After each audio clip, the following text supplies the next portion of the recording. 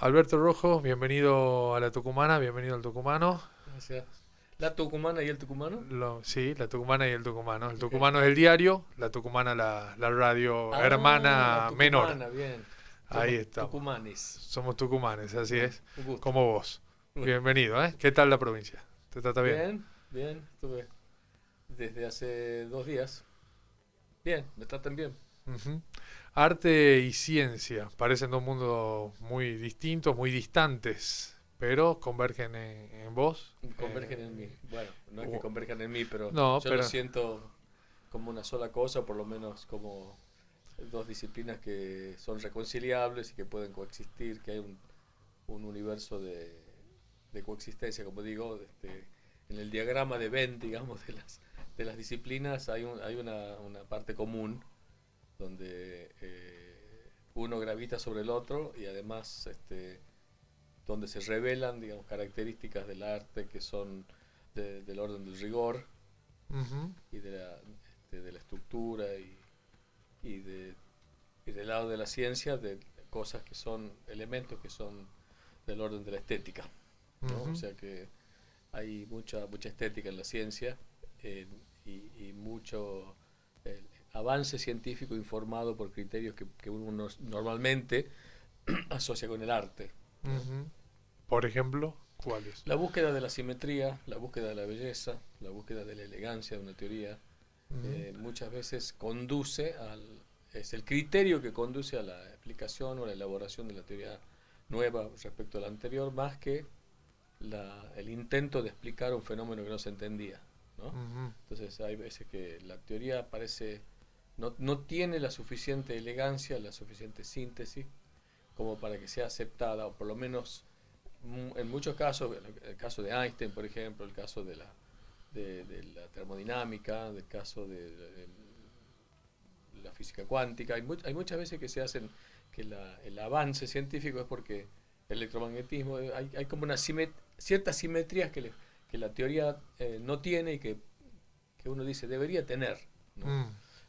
Y entonces, ¿por qué el mundo, o simpleza, ¿no? Ujú. El caso de Galileo, que él, por ejemplo, en el momento se pregunta, bueno, yo sé que los cuerpos caen y cuando lo suelto, si suelto un objeto, está quieto, Ujú. después lo suelto y empieza a caer. Entonces se acelera, ¿no? Pero ¿cuál es la forma específica de la aceleración? ¿Cómo se Claro, acelera? ¿Cuál es la forma matemática? Y dice él, uniformemente, porque uniformemente es la forma más simple. claro. ¿Por qué va a ser la más simple? ¿Por qué razón el universo va a elegir lo que a nosotros como humanos nos parece lo más simple? Mm. Sin embargo, en muchos casos es la manera en que el mundo se comporta, Claro. de la forma más simple, de la forma más elegante. Ujú. Entonces, ahí hay como una especie de criterio subjetivo, ¿no? Para avanzar en la búsqueda de la verdad. Entonces Mm. ahí me parece que hay una profunda intersección, ¿no? Y en la manera de contar, de difundir, de comunicar, ¿a la ciencia le falta un poco más de arte o no? No creo, porque eso querría decir que la ciencia en sí misma no Ujú. es linda. Mm.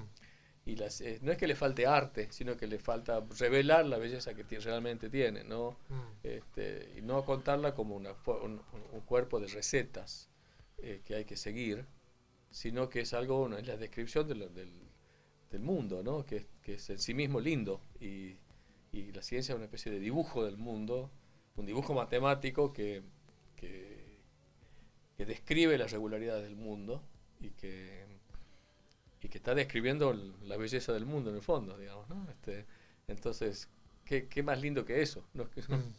Este, Alguna vez dijiste que una responde al campo de las emociones, el arte, y otra al campo de la razón, la ciencia, ¿no? Que eso eso es es la lo que es, noción superficial, claro, eso es lo que se cree, lo que se claro, piensa a simple vista. claro. Mientras que en realidad no es tan así. Hay mucha emoción en la Mm. ciencia. De hecho, muchas teorías están informadas. Hay un gusto personal en las teorías.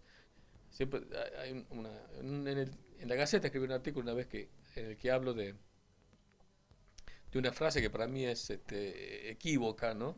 Que suele decirse, que es que si Beethoven no hubiese existido, no existiría la novena sinfonía, si Vermeer no hubiese existido, no existiría la muchacha con el aro de perlas, pero que si no hubiese existido Einstein, igual habría una relatividad y si no hubiese existido Newton igual habría las leyes de Newton.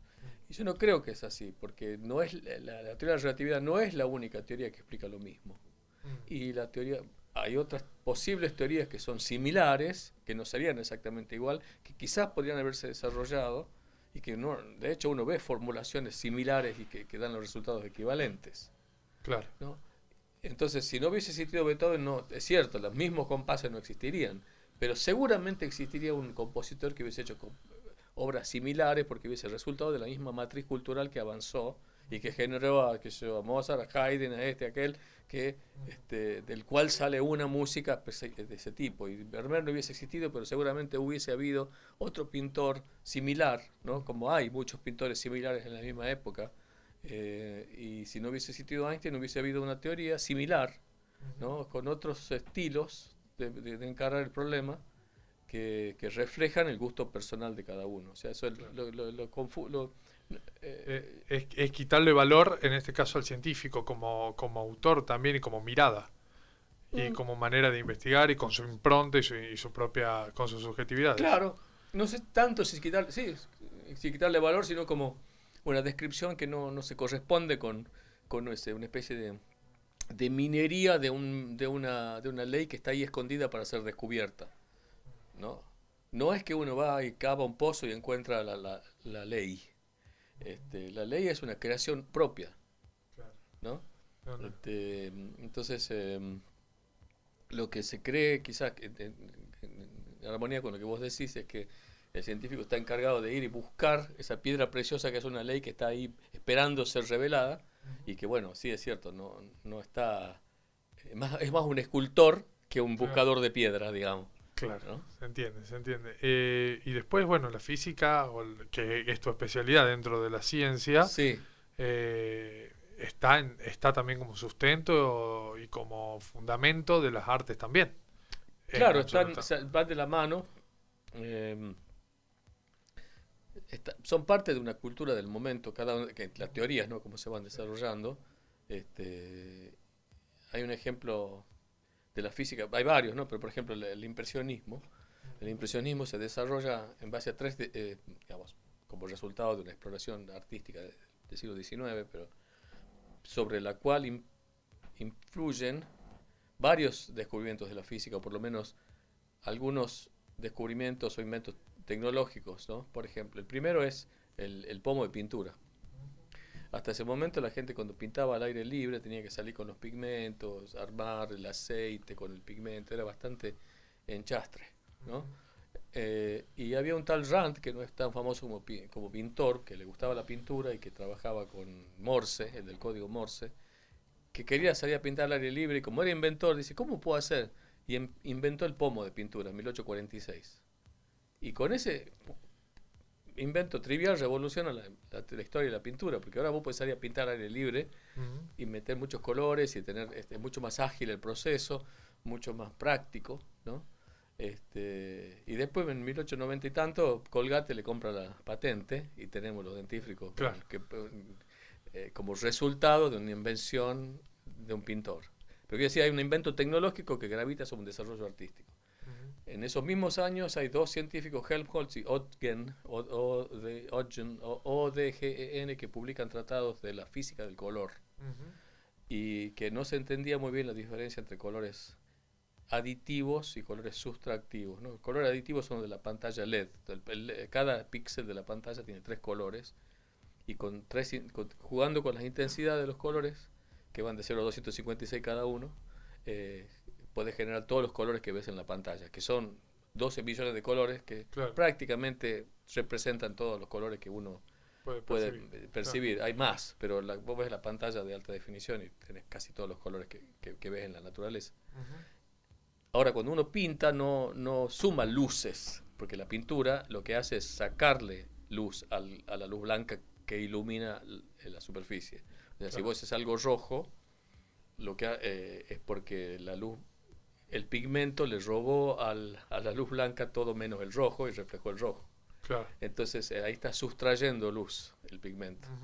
Y bueno, todo eso se empezó. Entonces vos para armar colores es como como superponer filtros que sacan de la luz blanca distintas partes de la luz para que al reflejarse genere el color que vos querés.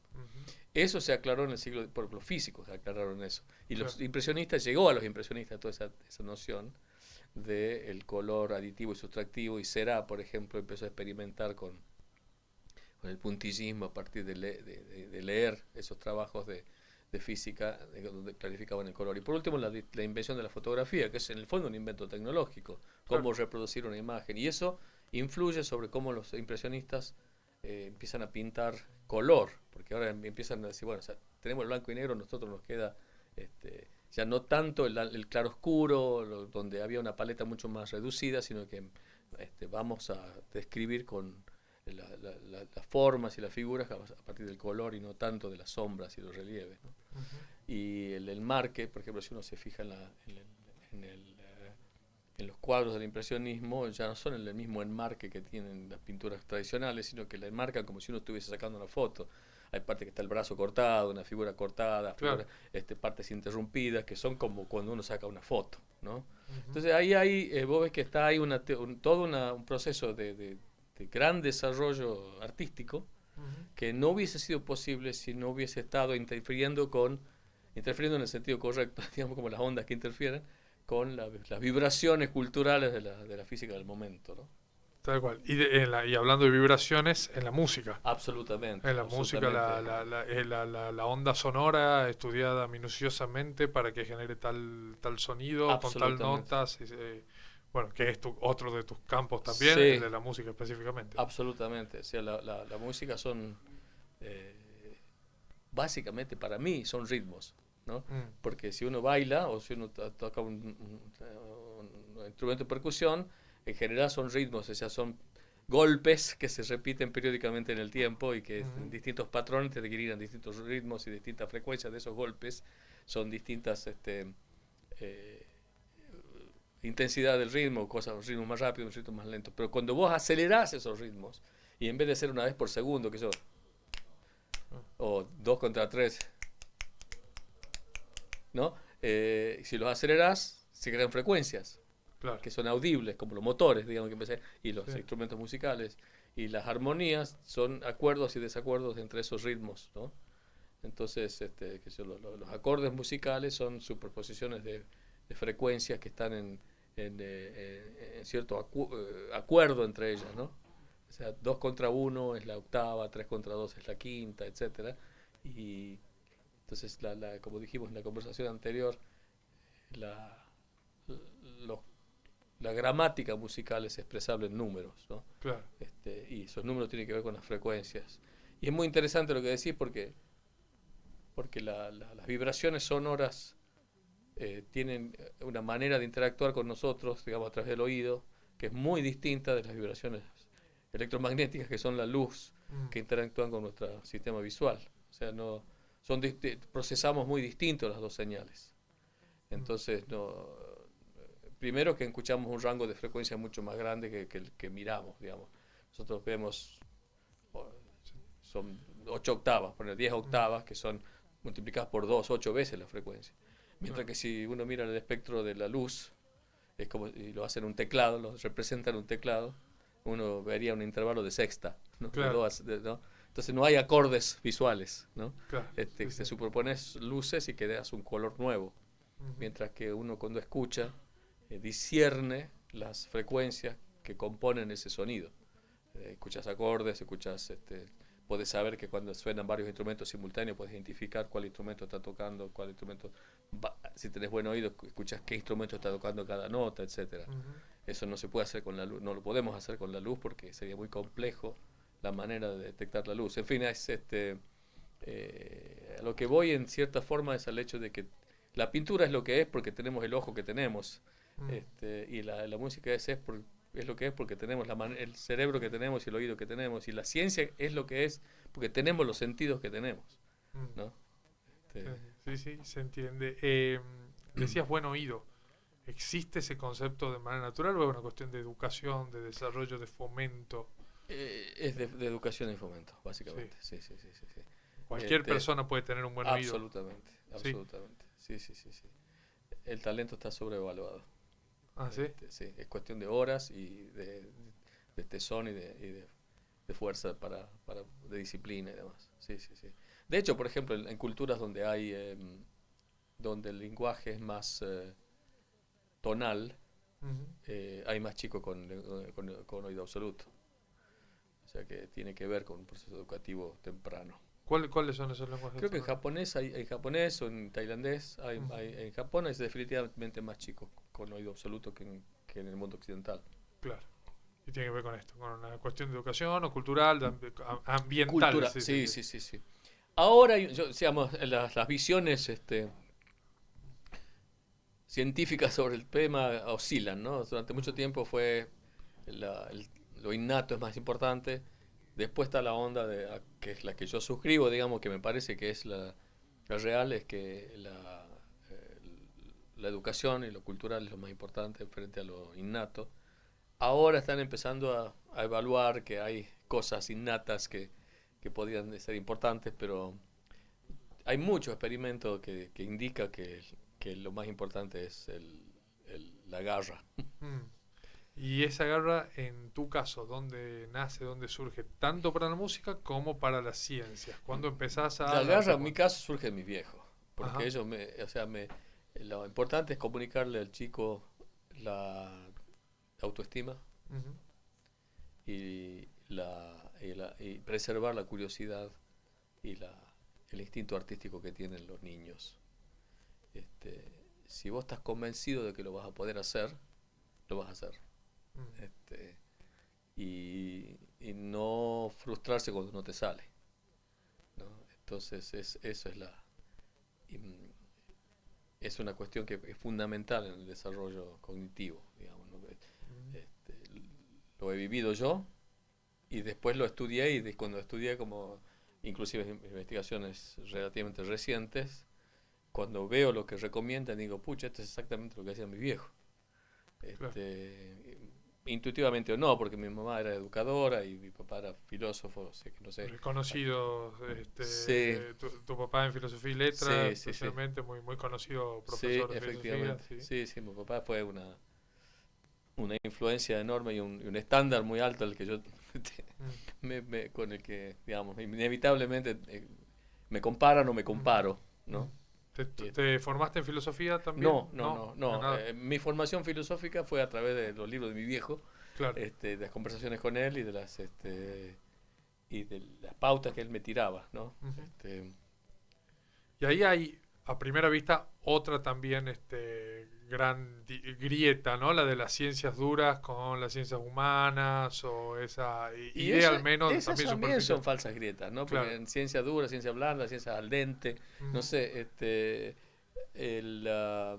hay un método, ¿no? Ujú. Y ese método, la búsqueda de la verdad tiene cierto método y todo aquel que siga el método científico me parece a mí que es ciencia, digamos, ¿no? No necesariamente todas las disciplinas que uno encara con rigor son dables de ser descritas con, el mismo grado de matemática que usa la física, digamos, porque si vos haces arqueología, por ahí no usas tanta matemática, pero eso es una ciencia, digamos, la sistemática que usan, el método de contrastación, el método el Mm. sistema de validación de algo, de la evidencia, y además que usan herramientas, todas usan herramientas, eh, no sé si arqueología estaría en las blandas o en las duras, no lo Claro. sé, pero la sociología usa herramientas hay una parte cualitativa y una parte cuantitativa, pero en la física también hay una parte cualitativa. Hay muchas cosas que se dicen, que son descripciones intuitivas, que a ver, no todos los papers están llenos de fórmulas. Claro. Y la psicología es una ciencia experimental, ¿no? Es una ciencia más, ¿no? Ujú. Eh, la economía hay muchos elementos de ciencia. Ujú. Este, no, hay buena ciencia y mala ciencia, más que ciencia dura y ciencia mala, Claro. ¿no? Eh, a mí siempre me llamó la atención y traté de pensarme en la cabeza de los grandes científicos que hicieron los grandes descubrimientos, todo el tiempo hay descubrimientos, pero digo, ¿por qué Newton se preguntó lo que pocos otros se habían preguntado, que es tan sencillo como por qué las cosas caen, ¿no? Y por qué buscó esa explicación. No es el primero, yo lo sé, pero digo, ¿qué hay en la cabeza del científico que lo lleva a eso? A preguntarse lo que la mayoría de los humanos no nos preguntamos y damos por hecho y damos por natural. La mayoría de los humanos es una cosa, la mayoría de los científicos es otra, porque todo el Ujú. mundo, o sea, A todo el eso mundo, voy. hay una comunidad, en ese momento la comunidad era muchísimo más chica, Ujú. no había apoyos estatales para científicos y demás, pero había una comunidad de científicos que estaban todos preguntándose lo mismo, algunos, o sea, la teoría de la... Fíjate que, A todos ellos diferenciarlo, me refiero de los demás que nunca se claro, preguntaron bueno, es lo que durante... define, claro, define un ahí está. científico de un Sí, de otros actividades que también, porque yo no me dedico a hacer tortas de chocolate, mm, porque antes nadie ha hecho la marquise, claro. antes, ¿no? ¿Qué sé yo? Que hay gente que se interesa por ciertas disciplinas frente a otros que no. Pero es importante aclarar acá que Newton, las leyes, por ejemplo, de Newton ya existían, Mm, ¿no? Cada una de ellas. Eh, Salvo la segunda, digamos, pero más o menos también existían. Lo que él hace es decir, estas son las tres que necesitamos, claro. ¿no? Eh, o sea, la ley de la inercia, más o menos Galileo la tenía, que es la primera ley. La ley de la fuerza igual a masa por aceleración, más o menos ya algunos ya la habían encontrado, otros no. De hecho, hay un español que había hecho un trabajo sobre la aceleración uniforme, de Soto, que no es muy conocido, pero es un Mm, enigma porque no es tan conocido, pero y la ley de acción y reacción más o menos estaba dando vueltas por ahí, algunos lo habían usado, otros no, otros tenían algunos indicios con colisión de pelotitas y hacían algunos cálculos, había en el tratamiento de proyectiles, uno había hecho una cosa, pero bueno, Newton las unifica. Eso en las tres leyes. Después está el gran aporte también de Newton, la segunda gran aporte a la física, que es la ley de gravitación claro. universal, donde ahí los datos estaban y había que tener un conocimiento matemático de geometría muy avanzado y muy bueno para poder hacerlo. Y era uno de los pocos que tenía eso, la cabeza y el conocimiento matemático. Había estudiado toda la geometría, las cónicas y demás con muchísimo detalle y era el único de los pocos capacitados para hacer ese avance. Porque tenés que tener las herramientas Mm. para hacer esos avances. Y esas herramientas también son los conocimientos que ya fueron adquiriendo a Absoluto. otros antes. Exactamente. Por eso es Exactamente. comunitario también. Y es además todo el tiempo en Pero constante evolución. absolutamente, si vos querés componer una obra muy buena, Ujú. no podés hacerla si no tenés la música anterior en tu cabeza. Mm, O sea, tenés que tener mucha obra. ¿Cuál es la receta central para empezar a componer? Tener mucha obra musical adentro. mm. Como- Todos los hacen eso, digamos. Charlie con García sabe 800.000 canciones. Se las sabe todas las canciones. De los Beatles le pregunta una y sabe todas. claro. Y los Beatles sabían todas las anteriores. Y Beethoven sabía todo lo anterior. Y Ginastera se sabía todo, Mm, ¿no? Entonces, es lo mismo. Tenés las herramientas para poder hacerlo. Si vos no te vas a despertar un día sin saber tocar un instrumento y vas a hacer una obra musical este, memorable, mm. ¿no? Si no, estoy seguro, va. Capaz que viene uno y me lo cuenta, pero no. Pero La es historia raro, sí. la historia me avala. Sí.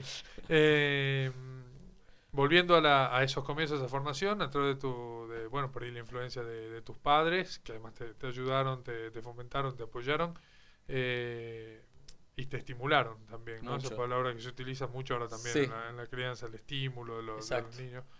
Eh, pero después hay intereses propios que a dónde empiezan a despertarse, a dónde empiezas a notar que te interesa la música o que te interesa la ciencia, que te interesa la física, que en ese sentido empezás a convertir esa curiosidad en pasión, de alguna forma. Sí, está bueno. Eso, hay varios momentos, ¿no? En mi vida en que siento que a veces uno edita los recuerdos, ¿no? Ujú. Pero que yo siento que fueron... Mi viejo cuando yo tenía 11 años me explicó la teoría de la relatividad, ahí en la calle Alberdi. Y me explicó todo, estaba leyendo en algún libro y me aprobó a mí a ver si los relojes y los haces de luces que Mm, rebotaban en los espejos, qué sé yo. Y a mí la idea me recontra fascinó, fue una cosa que dije, qué bárbaro. Y el domingo, que íbamos a la casa de mi abuela a comer, me fui a un tío y le traté de explicar, porque estaba tan entusiasmado yo, y me di cuenta que no había entendido nada, no le podía explicar nada, mm, ¿no? Y ahí dije, uh, esto lo quiero saber yo, lo quiero entender, en algún momento de mi vida lo quiero entender, porque estaba tan bueno, Claro. pero después me di cuenta que lo que me había quedado era la fascinación de la idea. Entonces, esos son momentos claves en mi vida. Dice, bueno, ahí... y después, cuando empecé a ser tan insistente con esas ideas, y empezó a pasar el tiempo, empecé a ver cosas de matemáticas en el colegio, y empecé a ver que las entendía, ¿no? Y que me salían. Digamos, me salían con esfuerzo, pero me iban saliendo. Entonces, y empecé a leer más, muchos los temas de divulgación. Y con la música fue un camino paralelo también, porque en mi casa también escuchaba música, y me acuerdo que mi papá escuchaba mucho Chopin, y una vez se fue de viaje, y a mí al principio, cuando era muy chico, me escuchaba esa música, pero no me dolía. Y una vez se fue de viaje, y de pronto sentí que ese vals de Chopin o Previo de Chopin lo escuchaba, y como que me emocionó, como si fuese el primer momento del sexo, del descubrimiento sexual, ¿no? Claro. Que cuando uno entra a la pubertad, que de pronto sentís algo que no había sentido nunca, lo sentí con la música en ese momento, y dije, y bueno, de ahí me fue acompañando, y siempre tuvo esa, no sé si para bien o para mal, pero me fue bien, en el sentido de cuando veo algo que me gusta mucho, digo, bueno, a ver, ¿cómo se hace esto? A ver, ¿por qué? A ver, si me gusta, me escucho una música que me gusta mucho, un instrumento que me gusta mucho, dije, pucha, a ver cómo se hace, ¿nos podré tocar? ¿Y qué agarraste? ¿Qué instrumento La fue guitarra. la guitarra? No, primero el piano. Mm. No me fue muy bien con el piano porque no tuve una profe, a los 6 años eso. Ujú. No tuve unos profes buenos, eran del barrio. Y después la guitarra, y después yo la guitarra medio que estudié al principio solo en Tucumán, a instancias de un amigo, Ujú. Joaquín Amenábar, que era amigo de la juventud, que me prestó su guitarra y me mostró las posiciones básicas. Y después me escribí en el Conservatorio Provincial, ya más grande, porque me acuerdo que quise ir a la escuela de música, pero ya tenía más de 14 años, entonces creo que no admitían más. Pero fui al Conservatorio Provincial de Música a estudiar flauta. Mm. Y bueno, y después fui... ¿Flauta traversa? Flauta traversa, sí. Ujú. Y todavía, bueno, toco un poco de flauta, pero... y sigo estudiando. La música no se termina de estudiar nunca, ¿no? Nada se termina de estudiar. En Hay que realidad, seguir claro, estudiando sí. siempre hay que seguir estudiando. Aún cuando uno sea el experto más grande, todos seguimos estudiando, Y digamos. te sigue apasionando estudiar lo que sea que estés estudiando. Sí. Me encanta, digamos. Es como una especie, es como un juego, un placer. Si te gusta algo, es como, como ir a jugar al fútbol y te encanta jugar al fútbol, y de pronto ves que jugás más o menos bien, Mm. y que jugás con gente que juega bien. Yo lo veo a Messi, nada que me comparar ni con Messi ni ahí, ¿no? En lo que yo hago, él es el más grande de la historia, pero yo no tengo ni ese rol ni ahí. Pero yo lo veo que el tipo juega porque le encanta, Sí, sí, ¿no? sí, pues disfruta. Disfruta, ¿no? Entonces, yo disfruto mucho de lo que hago. Mm. Y hay un punto, bueno, en que ese juego le pasa a Messi, le pasa a mucha gente, deja de ser un juego y tiene que convertirse también en una profesión, en un trabajo. No deja de ser un juego. Bueno, Es ahí una está, profesión que sigue siendo un juego.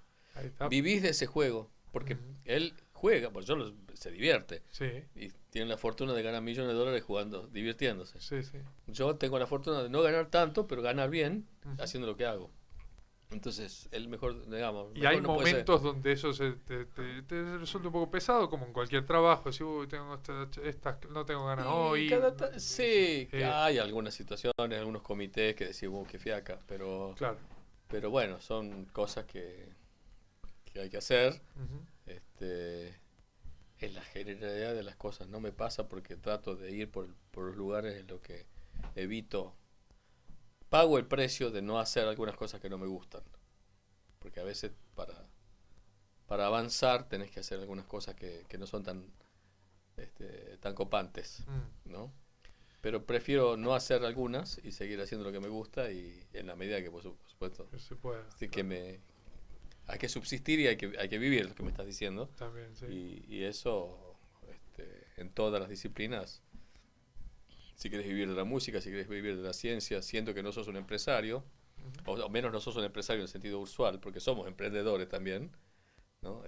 Los científicos y los artistas, qué sé yo, tenés que enmarcar cuadros si sos pintor, o tenés que viajar y hacer cosas que por ahí son medio plomo, pero después tocas en un lugar y... agarrar la guitarra ahí de chico, con un poco inspirado por Chopin, por lo que escuchaba tu papá, pero ¿qué sonaba en esa época que te gustaba y que te Lo que más me develaba? gustó fueron los músicos que me inspiraron a mí de Sí. muy chico, son los guitarristas. O sea, por un lado los clásicos Andrés Segovia y Narciso Yepes, que los escuchaba los discos en mi casa, los frenaba con el dedo para ir tratando de sacarlos de oído con el dedo. Cacho Tirado escuchaba, en su momento me encantaba, después medio que me dejó de gustar y ahora me vuelve a gustar de vuelta. Eso era un capo. Y los que más me influyeron fueron Eduardo Falú Sí. y Yupanqui, de dos maneras distintas. Pero Eduardo Falú es alguien que lo sigo escuchando hoy y me provoca lo mismo que me provocaba cuando tenía 14 años que lo escuchaban. Es un legado guitarrístico increíble. Compositor además, ¿no? No, Con Dávalos. con Jaime Con Dávalos, Jaime sí, Dávalos, sí, sí. sí, sí.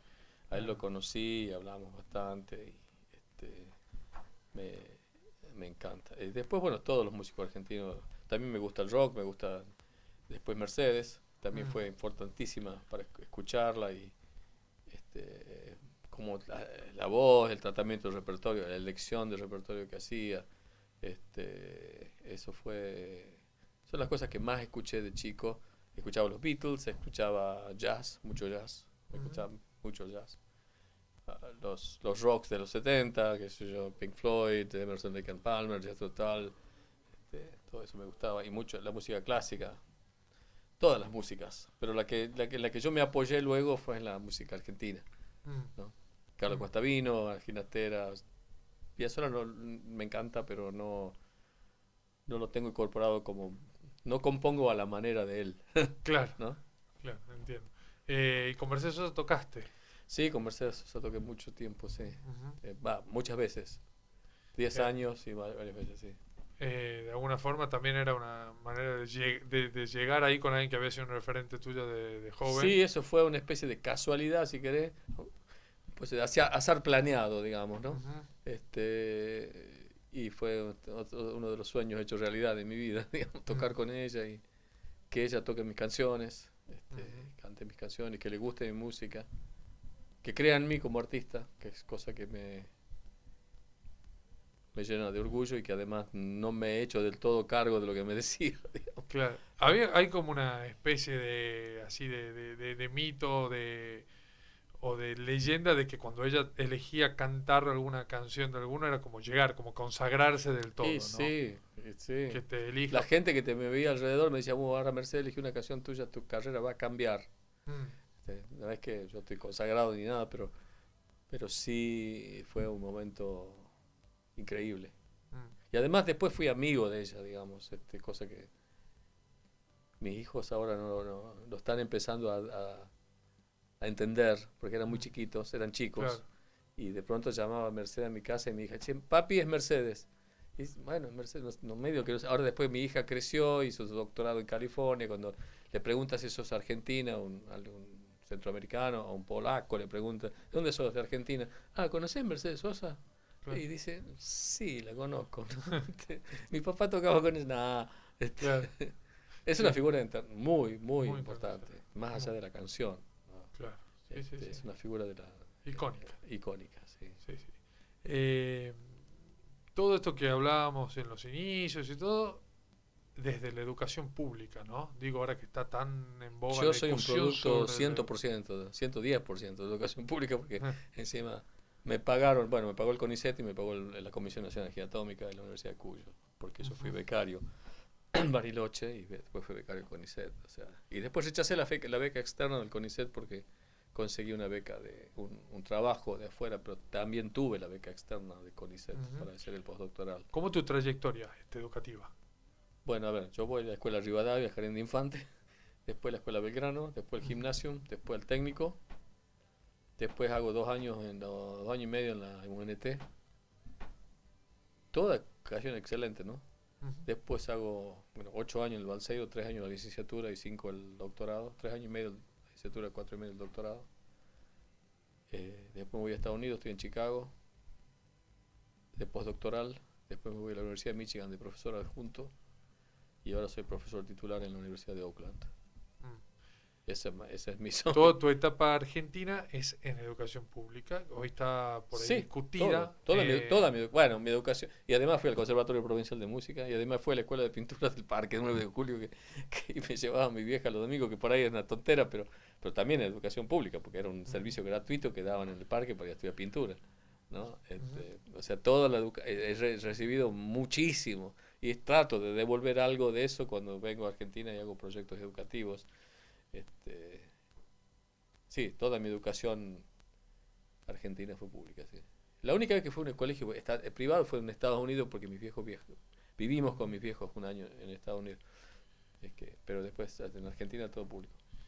¿Y qué sentís por ahí cuando escuchás que por ahí la política nacional hoy invita a que la educación deje de ser pública o a privatizarla o a desfinanciarla? No es del todo directo, pero de a poquito va la tendencia hacia ese lado. De hecho, hasta hace muy poquito bueno, solamente la UBA arregló su presupuesto universitario, el Sí, resto de las universidades no. sí, no, que no existe la educación, eso lo hicieron universitaria, ¿no? Ujú. Yo no sé, no tengo tan claro que que la educación universitaria no tenga que ser arancelada o que sea una cosa que sea pública, otra cosa que sea totalmente gratuita, porque al fin y al cabo nada es gratuito, digamos, todo lo Ujú. pagan. Que alguien que tenga la capacidad de pago no pague, digamos, en desmedro de alguien que tiene que trabajar Sí. para completar su carrera, tiene que hacer 12, 13 años, 14 años para terminar una carrera. Sí, también hay gente que directamente no accede a la universidad pública o a la educación superior, pues no tiene la posibilidad real de hacerlo. Porque tienen que trabajar. Sí, Bueno, sí, esa claro, gente tiene que acceder a la universidad pública, tiene que tener una es beca, posibilidad, claro. hay que darle becas. Este, ¿Qué es yo siempre saco a tema, a colación el sistema yankee, que es el que yo conozco con más detalle, que normalmente se dice que es capitalista, qué sé yo, pero la educación pública es brutal, o sea, es brutal en el sentido, es muy grande el presupuesto y hay el 85% de la educación primaria y secundaria es pública Ujú. y no existe la canasta escolar, por ejemplo. Vos vas a la escuela pública y te dan todo en la escuela.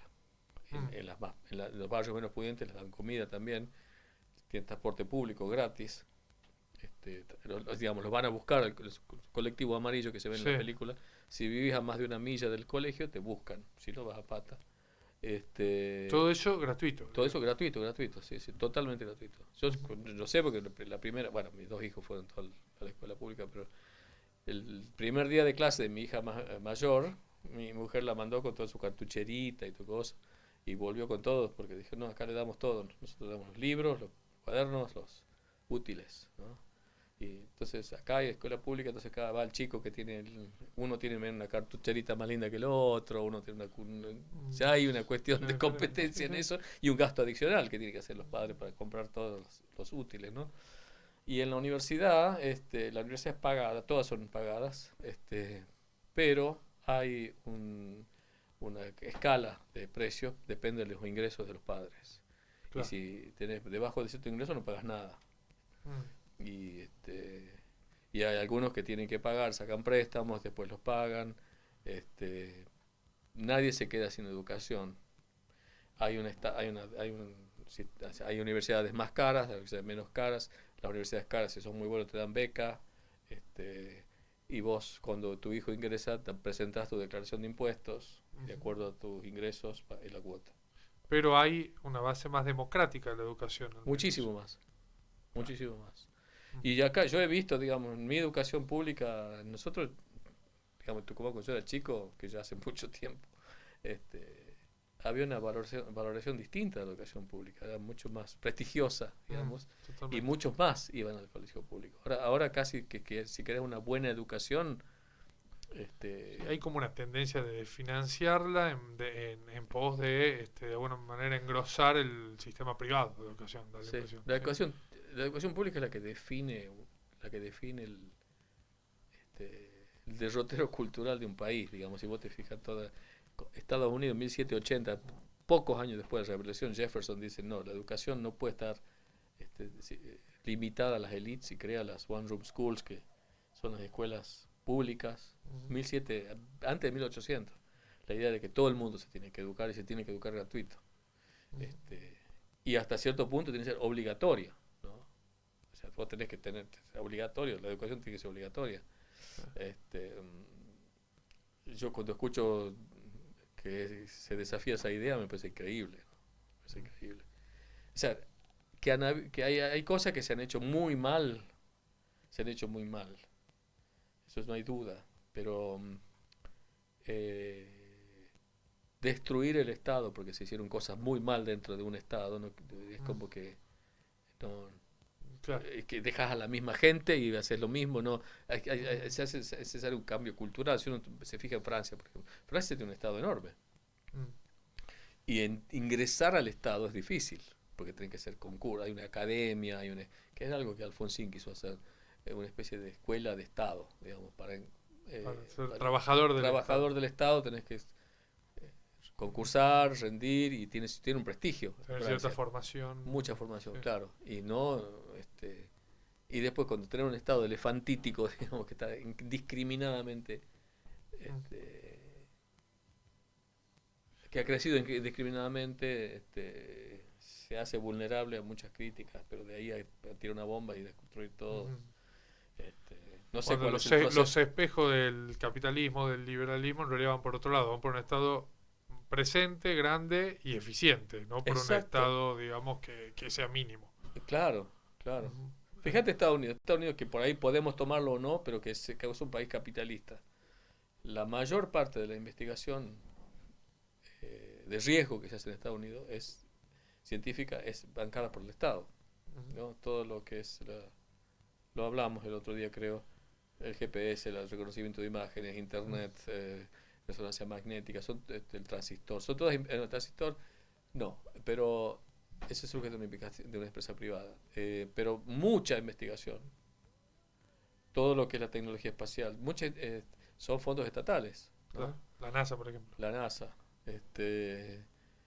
de modo que hablamos de Matsukato, Ujú. el Estado emprendedor, que hay que hacer lo que Estados Unidos hace y no lo que dice que hace, Sí. ¿no? Es un Estado muy fuerte que subsidia o por lo menos apoya la investigación básica y que después en un sistema como ese es la pata que nos falta, o al menos que habría que desarrollar más, es la manera en que esa investigación en la que el Estado apoyó Ujú. se articula con la industria, ¿no? Porque no es que la subsidian porque sí, sino porque a la larga esa investigación forma parte de una cinta transportadora, digamos, que en donde la investigación básica se toca con la aplicada, después se toca con la industria, después se toca con el mercado, ¿no? Entonces Ujú. es una cosa, un continuo en el que vos sabés que la investigación básica no es otra cosa que una semilla de los avances tecnológicos que después nos mejoran la vida, ¿no? Ujú. Este, Y la pregunta que me viene y no puedo evitar es ¿por qué Estados Unidos no solo dice lo que no hace en definitiva y por qué nos dice además a todos los demás países del mundo que tenemos que hacer eso que ellos no hacen, ¿no? es Achicar el curioso. Estado. Claro, el Estado, Sí. no sé si nos dice, pero porque por ejemplo, yo creo que no, sí, no sé muy bien por qué, pero venden esa Ujú, imagen, ujú. o vendemos esa imagen. Sí, el neoliberalismo de Milton Friedman dice eso, digamos que hay que achicar el Estado al fondo. Hay una tendencia en Estados Unidos de los republicanos y de mucha gente del espectro opuesto de los demócratas que propone que se achique el Estado, que se siga achicando, Mm. ¿no? Pero si vos te fijas hoy, Biden y los demócratas están haciendo, agrandando, ¿no? Ujú. Y el rol del Estado en muchas circunstancias se ha visto que es crucial. Ni hablar del sistema bélico que tiene Estados Unidos, que es la mayor parte del presupuesto, bueno, no la mayor parte, pero una gran parte del presupuesto, ¿no? Ujú. Que bueno, ¿para qué se necesita tanto armamento? ¿No? Pero también ese armamento son avances tecnológicos que están apoyados por investigaciones Totalmente. de tipo científico-tecnológico, Y ¿no? están apoyados también por otra cuestión básica, que igual que todo el Estado, que es por el pago de impuestos. ¿No? Que Y bueno, de ahí sale el Estado, claro, ¿de dónde más va a salir? Claro, exactamente, y no se hay paga una nadie carrada de impuestos en Estados Unidos. claro, no hay nadie que cuestione eso. En Estados Unidos se pagan muchísimos Se impuestos. paga muchísimo impuesto y si evadís, vas en cana, Claro.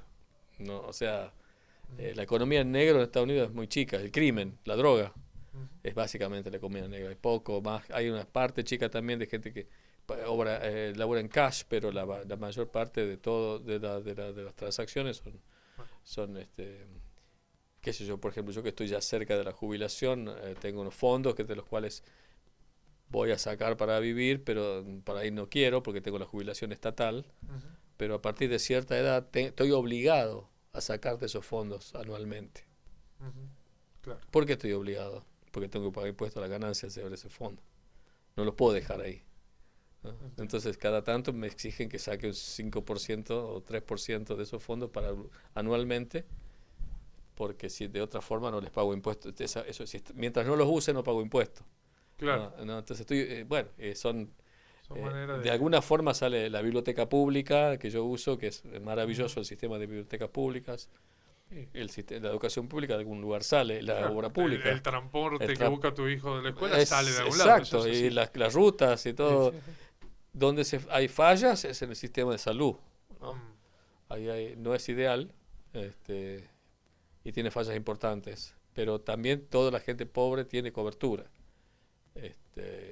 gente sin ingresos, digamos. claro. Eh, los que están mal son los que están en el medio, Mm. los que están en el medio. ¿Por qué? ¿Cómo funciona ahí en ese caso? Funciona que, o sea, si vos tenés ingresos muy bajos, no pagas nada. Bien, Medicaid es bien. Si tenés ingresos buenos, pagas tu prepaga. Pero si estás en el medio y tus trabajos no tienen seguro, estás medio en el limbo. Entonces lo que quiso hacer Obama es subir el límite del mínimo para el cual vos no tenés y lo consiguió en cierto punto, pero no del todo. No, Entonces solamente tenés los casos de emergencia para, para un- para curarte, pero si tenés toda la parte preventiva, cosas mínimas, tenés una gripe o otra cosa, por ahí estás en problemas y estás en el medio, ahí, y no tenés cobertura médica. claro. Eso es un gran problema. Un gran problema. Que acá en Argentina, dentro de todo, está más o menos toda la población cubierta, hay un buen Sí, sistema de educación, de salud pública sí, y hay sí, la clase media, sí, mal que mal, accede a las sí. obras sociales, a las Claro, prepagas. claro, pero la así llamada clase media tiene todo seguro privado, Claro. Sí, casi sí, sí. todos, Sí, sí. digamos. Y Aquí sí. allá también, lo que pasa es que sí, es muy caro, Muy caro. es muy caro. Y si tu trabajo no te lo paga, si lo querés pagar de tu bolsillo, es caro. Mm. Eh, Siguiendo con las comparaciones y con las fácticas y las contrafácticas. Acá en Tucumán hay un viejo proyecto, anhelo, que es la ciudad universitaria, que nunca se construyó en el Cerro San Javier. Sí, Hay una ley que la mandaba a construir. Bueno, una vieja historia que no viene sí, tan al caso, pero que ahí están las sí, estructuras, ¿no? sí. Y incluso hay como un intento de volver a traer colaciones y reconstruirlo en Qué algún hermoso momento. sería, ¿no? Esa es la pregunta. ¿Conoces perfectamente lo que es la vida universitaria en Estados Unidos? Que tiene este espíritu de los Sí, campos universitarios, sí, de la ciudad universitaria, de los docentes, alumnos casi conviviendo horas y sí. horas enteras, casi todo el tiempo. ¿Qué beneficios trae eso para la comunidad universitaria, ese tipo de estructura, ¿no? Y de vida?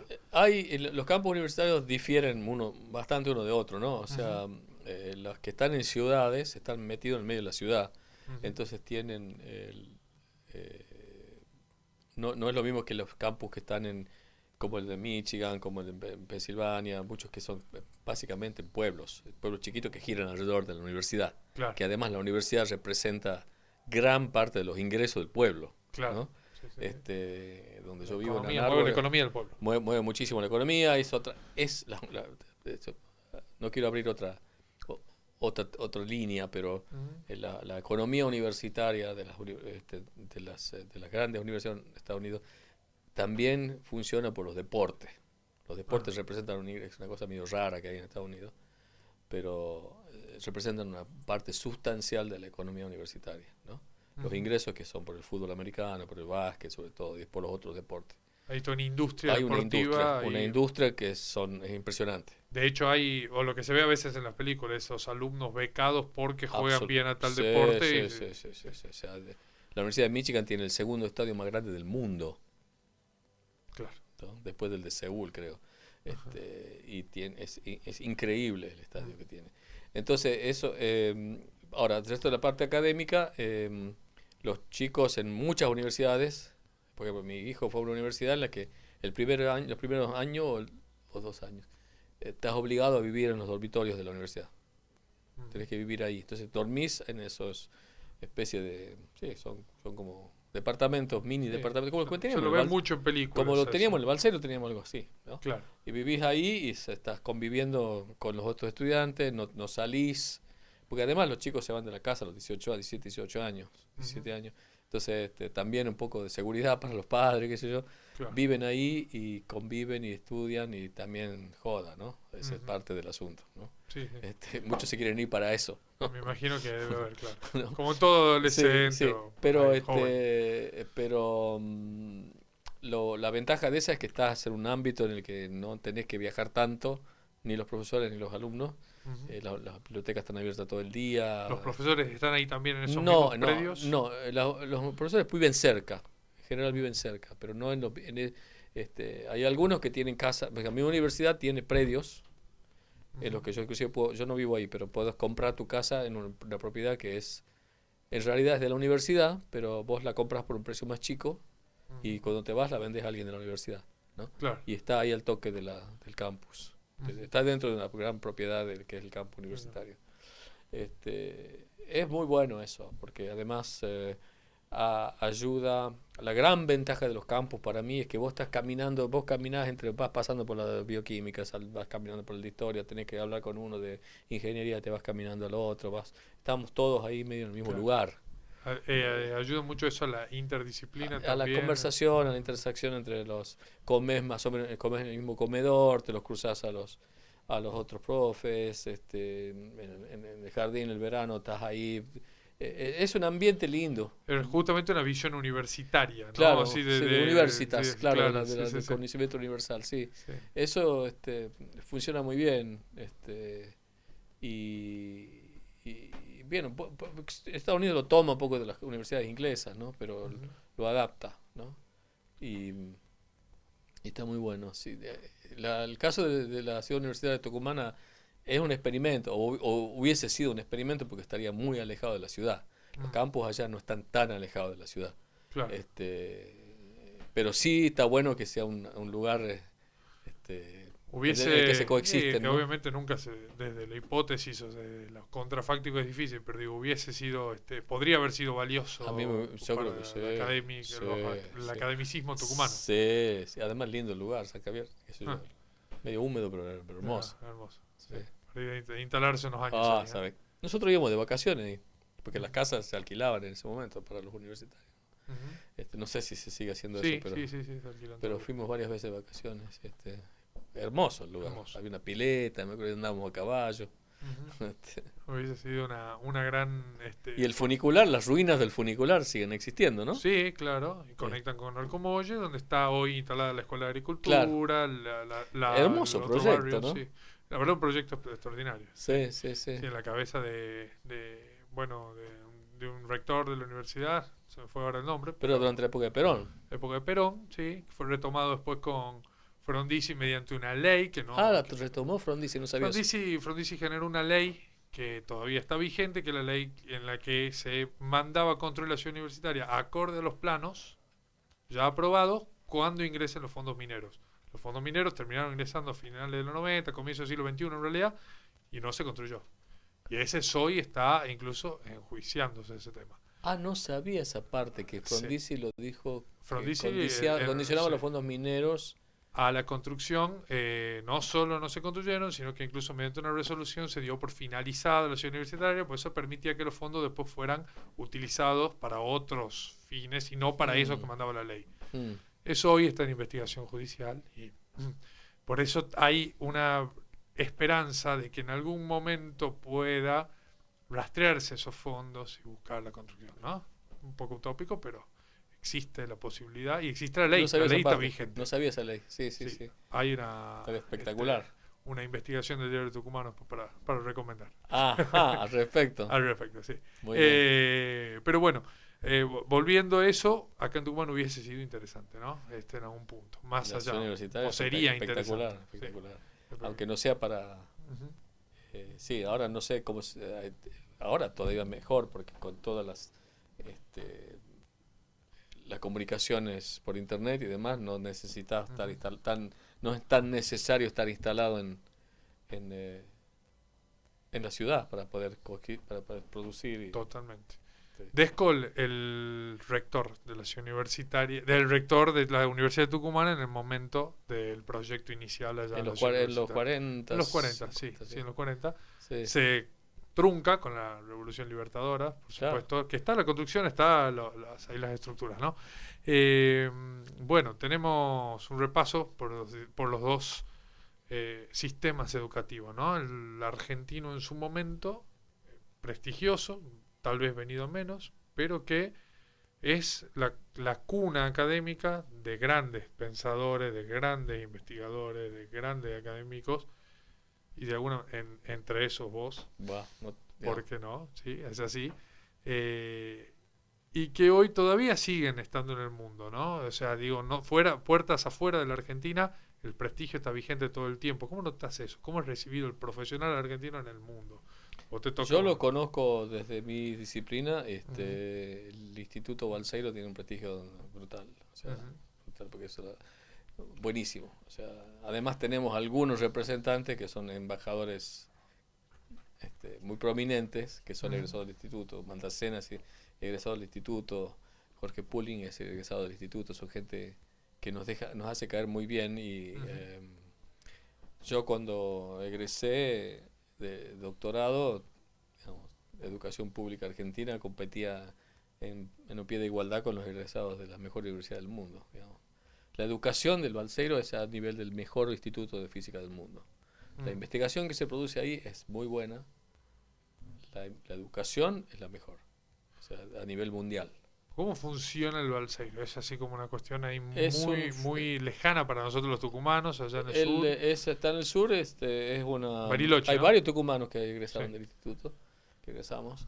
Eh, es una institución con fondos mixtos, digamos, Ujú, no mixtos.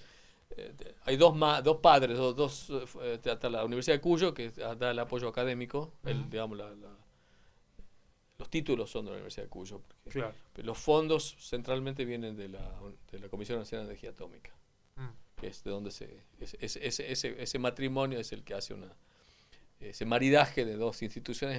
Es un poco la clave del éxito del instituto y ujú, de la permanencia en el tiempo y un poco de la invulnerabilidad a los avatares políticos del país, ¿no? Y entonces después están los fondos de investigación que también vienen del CONICET y de la Agencia de Investigación, ¿no? Pero los equipamientos, mucho del equipamiento viene o sea, de los fondos del presupuesto operativo, digamos, del instituto, que hay un centro atómico también ahí de investigadores. ujú. O sea, hay mucho investigador, todos los profesores son investigadores, vienen de la Comisión de Energía Atómica. Em, entonces hay un centro de investigación, un centro atómico, un centro de investigación, donde hay un instituto adentro. Y por becas, ahora ya hay muchas más carreras de las que había cuando yo ingresé. Cuando yo ingresé solamente había física e ingeniería nuclear. Ahora hay másters, hay ingeniería en telecomunicaciones, ingeniería mecánica. Ujú. Hay más ingenierías y un par de variantes dentro de la física. Pero cuando yo entré y bueno, sigo siendo un ingreso bastante selectivo y una beca para Ujú, estudiar. Una beca que cubría los estudios, alojamiento y comida. ujú. Este, Está muy en boga hoy y se habla mucho de la inteligencia artificial, ¿no? Ese concepto bueno, de reemplazarle de a poco la inteligencia humana por máquinas que piensan por nosotros, que resuelven por nosotros. ¿Es posible eso realmente? yo no sé si va a reemplazar la inteligencia humana, si va a pensar por nosotros, pero sí es un avance tecnológico que nos complementa y nos ayuda y nos mejora y nos extiende la inteligencia nuestra hacia otros lugares. Y por otro lado es también quizás un organismo nuevo, colectivo, que conecta las mentes humanas este, y que en algún momento se nos va a ir de control, pero bueno, es parte de las leyes de la naturaleza, digamos, ¿no? Ujú. Eh, yo creo que mucho avance tecnológico ha reemplazado las funciones humanas. Digamos. De hecho, la Sí, sí, sí. matemática es una especie de herramienta que prolonga la inteligencia para poder resolver ciertos problemas. Pero Claro. si vos te ves todos los avances tecnológicos, los grandes avances tecnológicos, que es del telar, eléctrico, hay fotos, no sé, fotos de las mujeres trabajando en los computadores, los teléfonos, ¿viste? Galería de personas cambiando los cables porque había un llamado del teléfono que iba a otro lugar. Bueno, eso no existe más, digamos. ¿Dónde están trabajando? Claro. Esos empleados o desempleadas están en otro lugar. Todas los cultivos de campos con máquinas eléctricas, más máquinas, con Una sistemas grúa que mecánicos. alza lo que antes alzaban 20 personas. O O sea, sí, sí, o sea, te imagínate hacer las pirámides con claro, sin grúas, claro, sí, ¿no? sí, sí. Y eso reformula y cambia el sistema económico y en el fondo nos llevará hacia otros trabajos, digamos, ¿no? El reemplazo del trabajo es algo que ocurrió en todas las industrias, ¿no? El reemplazo del trabajo. Y la toma de decisiones por parte de la inteligencia artificial me parece que nos va a mejorar, o sea, como nos mejora el piloto automático del avión. Cuando vos tengas autos que se manejan solos, los accidentes van a bajar, Mm. porque bueno, El error humano el se va a error humano achicar. se va a achicar muchísimo, como se achica el error humano con el piloto automático del avión, como, y el diagnóstico. Los diagnósticos ahora con la inteligencia artificial tienen muchísimo menos error que los que tenían antes, ¿no? Cuando vos le das las imágenes a una inteligencia artificial, el diagnóstico de ciertas enfermedades, de ciertos cánceres, de ciertas predisposiciones a cáncer, es muchísimo mejor, Mm. ¿no? Entonces ahí hay una mejora de nuestra... nos está mejorando la vida en ese punto, ¿no? Sí. Y yo creo que a la larga las grandes decisiones, inclusive de gobierno, tienen que ser tomadas o al menos informadas mucho por la inteligencia artificial. O sea, hay mucha complejidad en el mundo como para que una sola persona que lo que quiere en el fondo de su mente ganar elecciones y ser el mejor y ser admirado y qué sé yo, tome la decisión correcta que beneficie a la mayor cantidad de gente. Sí, al mismo tiempo con los problemas humanos, ¿no? No sé, tal vez un hijo enfermo, una discusión con su pareja, todo eso en la misma cabeza que tiene que tomar grandes decisiones después, Claro, ¿no? que involucran a millones de personas, ¿no? Exacto, exacto. Y Eh, con todas las data que tenés que cruzar ujú, para tomar una gran decisión, ¿no? claro. O sea que en el fondo yo soy optimista.